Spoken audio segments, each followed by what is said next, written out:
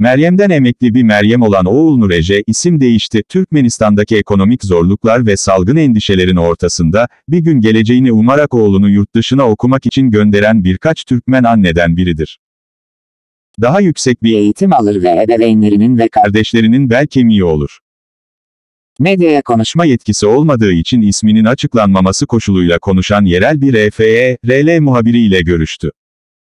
Ancak resmi Aşkabat, ne nüfusu saran ekonomik krizi ne de ülkedeki on binlerce insanı etkilediği söylenen koronavirüs enfeksiyonlarını kabul ediyor.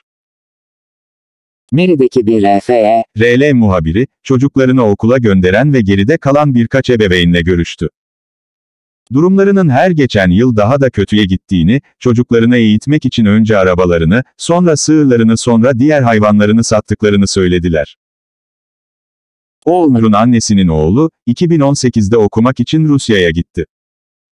Ailesinin küçük kardeşlerini destekleyeceğini ve yüksek öğrenimde bir kariyer sürdüreceğini umuyordu.